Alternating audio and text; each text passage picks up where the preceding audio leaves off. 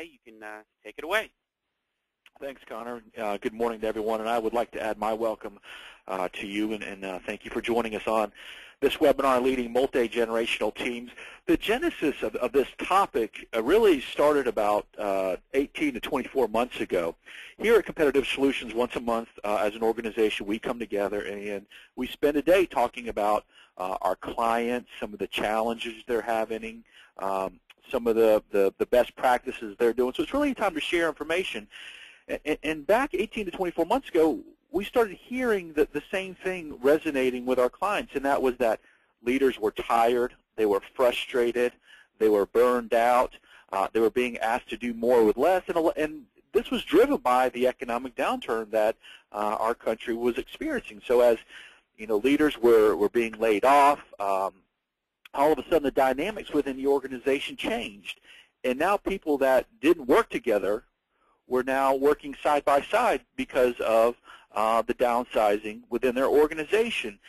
So as we really peeled the onion back and looked closer at, what we found was that different generations were now working together on projects, working side by side in the day-to-day business, and this was creating a lot of conflict because people, frankly, folks that were nearing their retirement, who were in their their late 50s, their 60s, were now working side by side with people fresh out of college, and the dynamics were much different. So things had changed. So as we had really looked closer at it, and we came up with there's a lot of changes before, and the workforce is more diverse than ever before. As I just mentioned, there's more interactions between the generations than in the past because of these changes now. And then here, the four generations that we, as we did our research, looked at. We got the mature generation, which I'll speak to in a minute, our baby boomers, the Generation X and the Generation Y.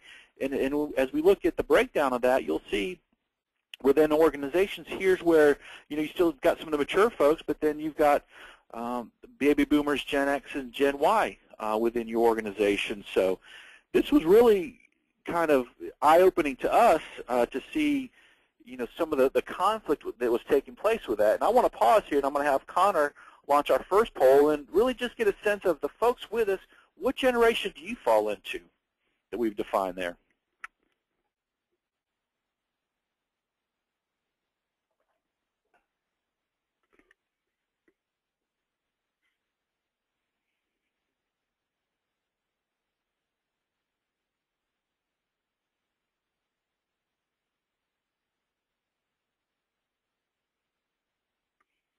All right, we've closed the poll, and as I look at the results that just came in, we got a couple folks that are in the mature, but the majority of you are either in the baby boomer Gen X. We got a couple Gen Ys on there as well. When I say a couple, we've got about 52 Gen Ys on there. But that's the makeup of our webinar today. And let's define these different generations. We've got a mature, and these are as you saw, these are the folks that are nearing close to retirement, and they're seen as hardworking. These folks are very loyal to their organizations. In today's times, many people change jobs every 3, 4, 5, 6 years. The mature, they've probably had two or three organizations during their career. They've been very loyal with them. They don't question authority. They're economically conscious. They've gone through some depressions, or not depressions, but some recessions before, and they're very loyal and trusting of their organizations, and they view their recognition as their paycheck. They come in, they work hard, and their recognition for them is their paycheck. They like to say, "I do things the right way," is a quote that we had found as we did our research with this. Let's look at the generation of baby boomers. Lean towards being rebellious. If you think about it, they grew up in the 70s. They were part of some of the social changes that took place with various movements. They're driven by the pursuit of goals, and they're open to alternatives. Hey, one of the things that they want is they want time away from work. They want to be able to go on vacation to recharge their batteries. And if you think about their times growing up, there was a lot of changes going on in our organization or in our countries during that time. They look at things as, I can change anything. The next one is our Generation X. They grew up in the MTV generations. They're good with technology. When they were in college and exiting college, is really when the advent of computers and PCs came online. So they grew up with that in their 20s, so they're good with that technology. They want as well. They want time away from work as well. They want to spend time with their families.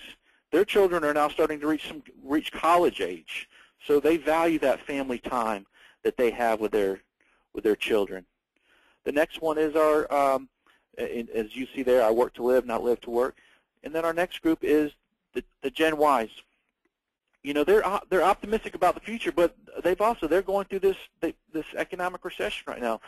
They're realistic. They want autonomy. They want to give me a task and let me go do it. And then the final generation that we'll take a look at is the Generation Y here. So let's talk about some of the conflicts that we typically see within organizations. And I'm going to pause here, and Connor, if you'll launch our next poll about what are some of the conflicts that you have within your organization.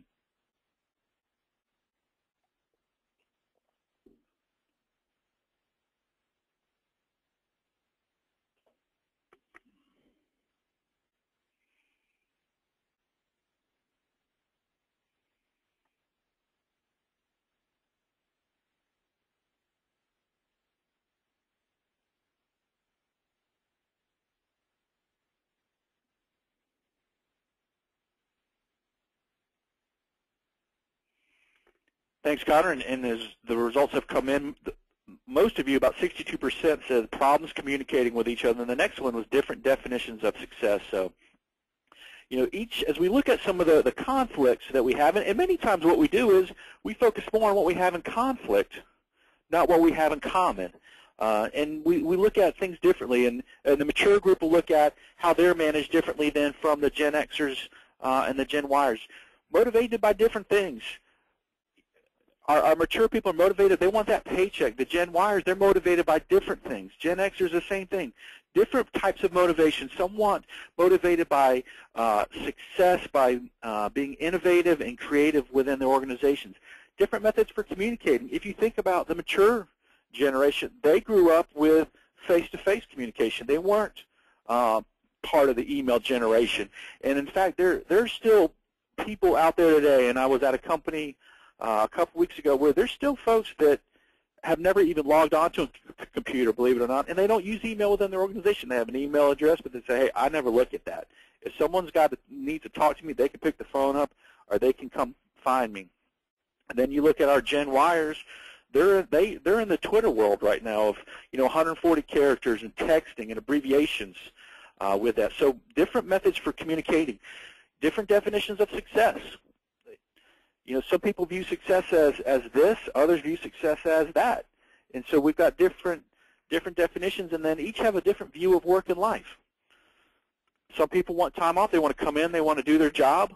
They want to leave, and they want to go out and have fun. Others come in, and they're working, the mature generation, they were brought up working 10, 11, 12 hours a day, and then their paycheck was the reward for that hard work.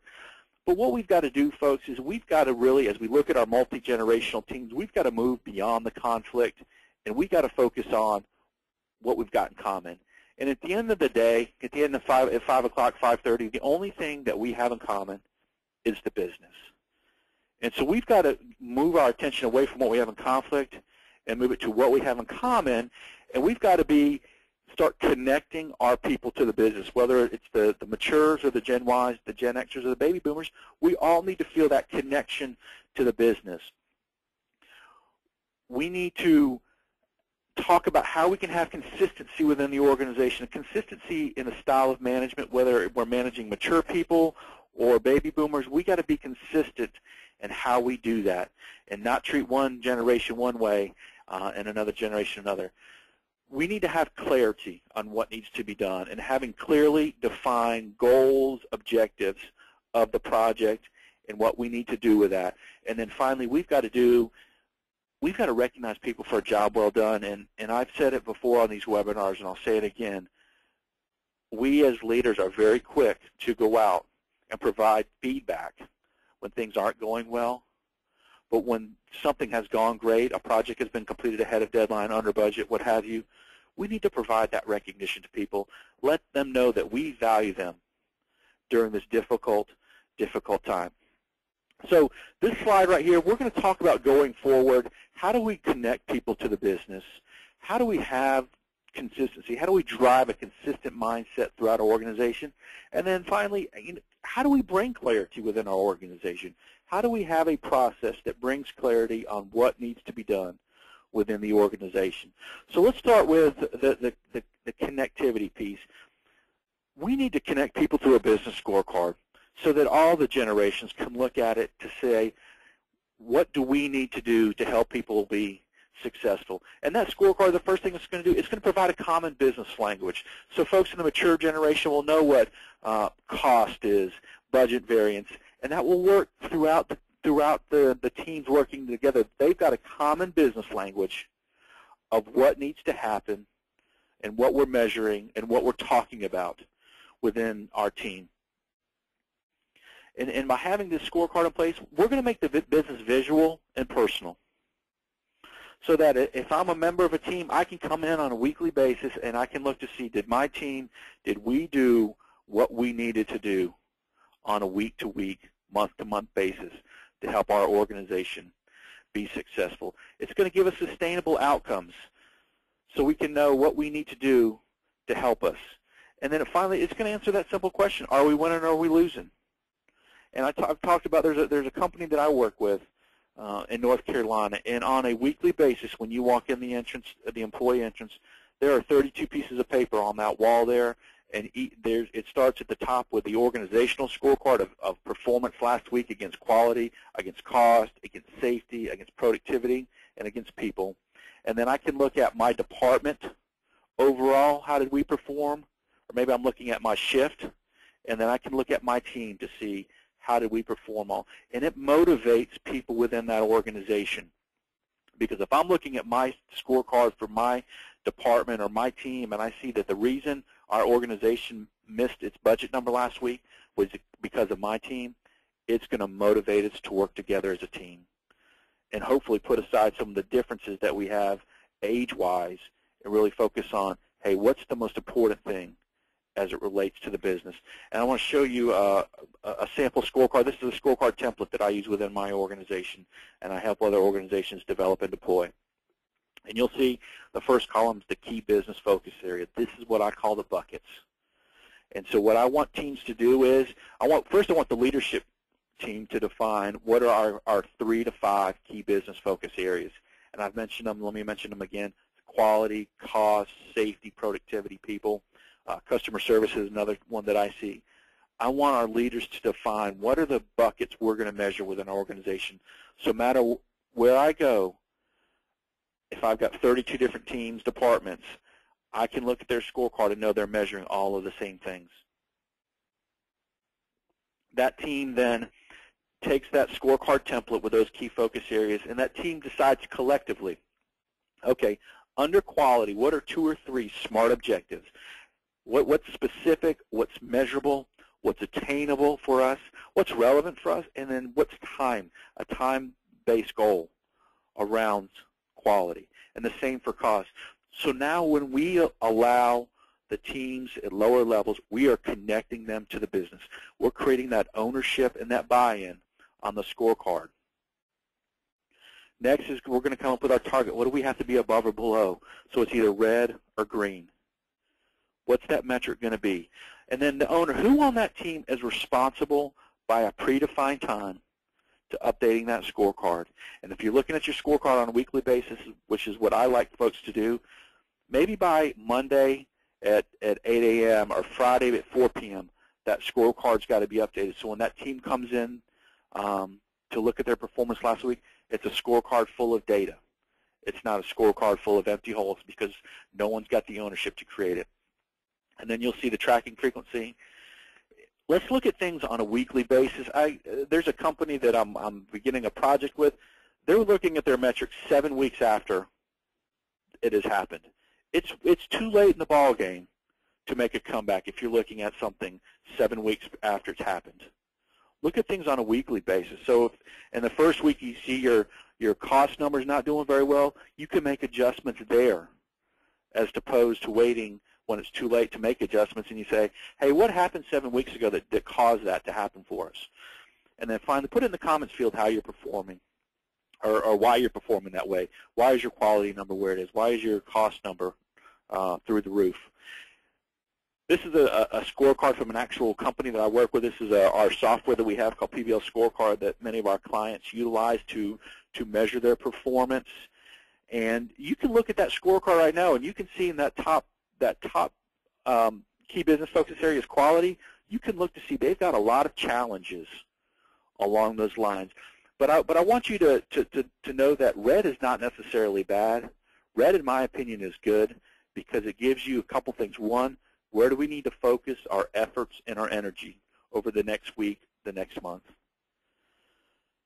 We can talk about why we're below target, and we can come up with a corrective action plan. We can come up with a plan that says, yes, we're below red, but here's what we're going to do about it. It's a very powerful process when teams sit down and talk about why we're red, and they come up with the action plan of what we're going to do. So if I walk into my meeting on Monday morning and I look at that, I know as a team leader or as a team member, we got a lot of work that we need to do within our organization. The next thing for that consistency is the accountability side. And we need to break that cycle of dependency on leaders, and I'll share with you in a minute how do we do that. But in my opinion, many times employees come to leaders asking them to do very simple tasks that the employee is perfectly capable of solving themselves. And a couple examples is one, when an employee comes to the leader and says, how much vacation do I have left? Or the employee comes to the leader and says, hey, my paycheck was wrong. Those are issues that employees are totally capable of solving themselves. But unfortunately, many organizations have got a cycle of dependency, which over time has just manifested itself and gotten worse and worse with that. And I'm going to show you in a minute how do we break that cycle of dependency on leaders so that leaders aren't running around solving people's issues on a day-to-day basis. Leaders are actually managing the business. We're going to talk about this, the verbal affirmation of what needs to be done, the visible affirmation, what needs to be done. Because many times, and this is very frustrating for the mature people, many times people talk about what needs to be done, but it does not get done.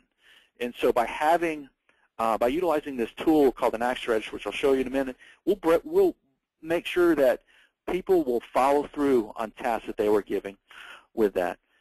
And then regardless of which generation, it raises that engagement level because now there's visibility to the things that people need to be working on a day-to-day basis. Here's an action register. And I like to see an action register for every team and at their meeting so that as we talk about things of what needs to get done, we're documenting it. We're assigning an owner to it. We're putting a target date on there, and then a completion date. And this right here I have seen in multi-generational teams is a key tool to reducing levels of frustration. Because you may have some folks in the mature generation that will get they don't need it documented because they keep things in their mind. They know what they have. But then as you get down into the Gen Xers and the Gen Ys, with all the distractions that are taking place with social media and with the internet, they forget about things. But let's talk about in the meeting what needs to get done, and let's put it on our action register. Let's document it, put a target date on it, so that we can follow up a week from now and make sure that that was completed on time. Action register is a very powerful tool to bring that consistency within your organization on that. Let me show you a screenshot of an action register for an actual team. It's color-coded. The red ones, they're past due. The yellow ones are due in the next 7 days. So what we're doing here is we are bringing visibility for everyone on our team of the commitments and the deadlines that they have. So no one can plead ignorance and say, I didn't know about that, no one told me. No, you agreed to it, your name's by it, and we had a target date surrounding it. This right here will reduce a lot of frustration within your team. And then let's talk about that cycle of dependency I referenced a few minutes ago. This is called the personal action register. And what I like to see leaders do is to carry these in their pocket.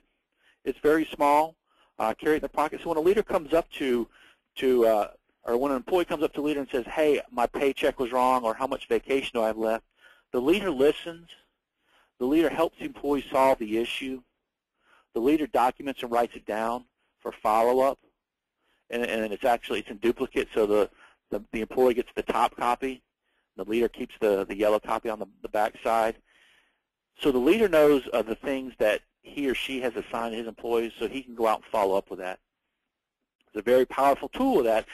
And what this has done is broken the cycle of dependency. And in the companies that have utilized this process, about a year after the introduction of these pads, this personal action register, these personal action register pads go away. Employees don't come to them anymore with simple tasks they can complete because they know what's going to happen. They're going to get referred they're going to get told and referred to, here's who you need to go talk to, and here's how you solve the situation. So a lot of organizations that have had these, they've broken that cycle of dependency by utilizing the personal action register pad. The final one I want to talk about is the need of clarity of how do we connect people. We've connected people to our scorecards, and we've brought a process of consistency. Now, how do we have better communication among our team? And unfortunately, many times organizations, they rely upon the email system to communicate key information. And in my opinion, that's not communicating, that's advertising. We're throwing information out there hoping that someone will read it.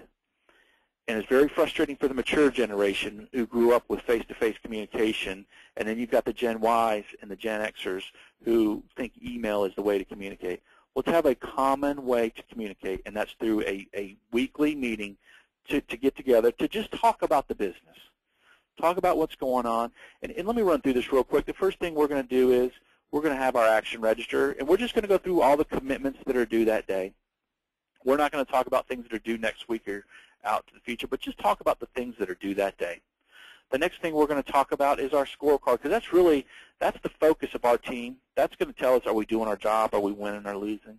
And any metric that on our scorecard that is red, that's below target, we got to talk about what are we going to do differently as a team. We're not going to leave it up to John and say, hey, I'll take care of that. No, collectively as a team, we need to talk about why are we red and what are we going to do about it. The next thing is around the table, and this is where our engagement piece, where anyone on our team has the ability to raise an issue, a question, and the team collectively discusses it. And it may be something such as, when is IT going to release the new laptops? I've had the same laptop for 5 years. Let's bring it up, and 9 times out of 10, folks, we're going to generate an action. We're going to assign an action for someone to follow up on that around the table. The next piece is recognition. We've got to recognize our employees for jobs well done, and that's why I want to see recognition on the agenda. And it'll be that mental trigger, and it may have been a bad week, and we're not going to recognize anybody, or we want to recognize someone for going above and beyond their day-to-day tasks. The next thing we're going to do is our pass up, pass down, and this is where we're going to look at what's the key information that's cascading from the senior leadership team, because the senior leadership team meets first. They meet on Monday morning at 9, and then the next level, if you think about an org chart, the next level and the next level.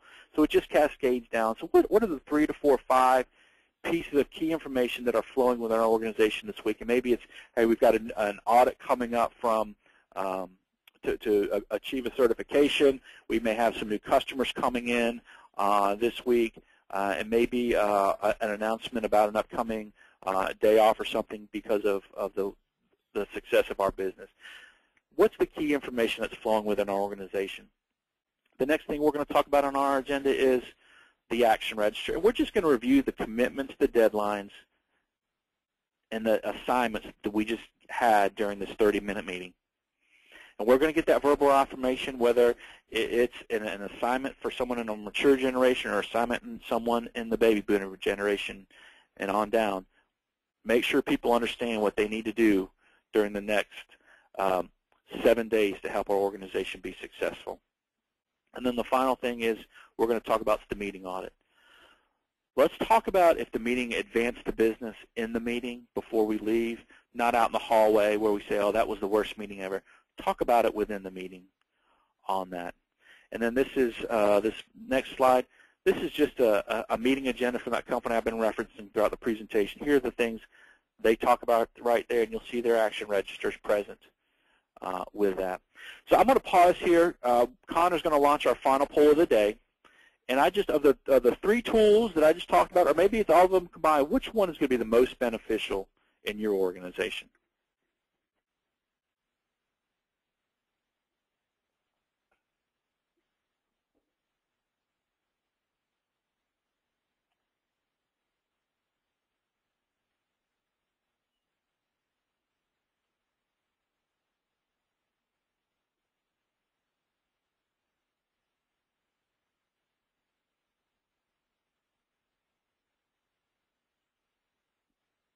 Okay, our poll has closed, and 72% of you said the action register, followed up by the scorecard was going to be the tool you took away with, and I'm glad to hear you'll be utilizing action register because it's a powerful tool. So let's wrap up here, talk about going forward. You know, the path to success of leading multi-generational teams, how to reduce that conflict within organizations. We got to focus on what's in common, and again, at the end of the day, it's business. We got to have what I call the 3 C's of clarity, connectivity, and consistency throughout our team and throughout our organization. And then we got to have a culture around success for all and making recognition a priority, recognizing people for job well done with that. Connor, I want to stop here. It looks like we got about 2 minutes left. Were any questions that came in during our time together? Oh, absolutely.